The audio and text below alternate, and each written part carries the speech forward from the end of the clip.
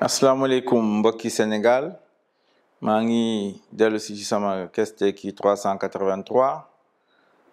di ci wax ci affaire ICS mooy industrie chimique bu Sénégal nekk fële ci Mboro département de Tivaouane région de Thiès muy usine bi nag yàgg na fi Sénégal ñoom président Abdou Diouf ak ñoom Babacar Kama ak ñoom Mamadou Sy ñoom ñoo ko sosoon fii ci Sénégal ci année 80 yi ba mu taxaw nekk usine bu mag foofu ci Daaru Xudoos ICS boobu nag lu tax ma ji ci dellu si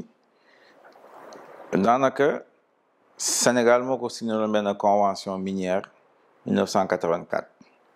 mu dem ba 2004 président Ablaye Wade ak gouvernement mi yokkal ko septembre 2024 bii lay jeex ICS nag waa Cour des comptes jotoon nañu xool ses relations financières ak état bi waxoon nañ sax ne ICS yore na Sénégal lu mat téeméeri milliards de francs CFA mais kenn déggatu ci dara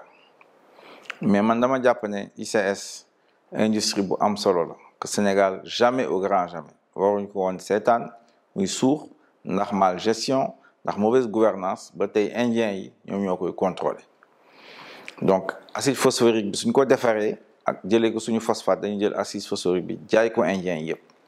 Sénégal mi ngi toll fenn foo xam ne day importer ay engrais yoo xam ne suñu béykat yi soxla nañ ko pour seeni agriculture kon nag ma bëgg septembre 2024 bi incha allah man su ma nekkee président danaa xoolaat bu baax convention boobu ndaxte man lu ma gëm mooy ICS dafa war a mel ni office chérifien des phosphates bu nekk Maroc moom moo téye koom-koomu Maroc phosphate nag mooy am na benn élément bu tubaab yi di wax phosphore kuy dund lépp luy dund fii ci doomu aadama ci suuf soxla na ko te nag ci phosphate rek la nekk kon nag suñu yàlla dénkee tey Sénégal ñu xam ne am nañu au moins 1 milliard de tonnes de ressources de phosphate waruñu jébbal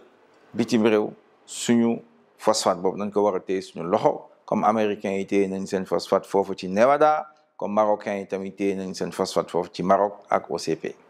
loolu mooy suñu politique ak ICS dama bëgg ko wax mu leer nañ suñu faloo nekk président de la République danañ ko récupérer danañ ko teg ci loxo Sénégal téye ko loxoom ñu defar engrais acide phosphorique ak engrais parce que suñu béykat yi soxla nañ ko asalaamaaleykum wa rahmatullahi wa barakatuh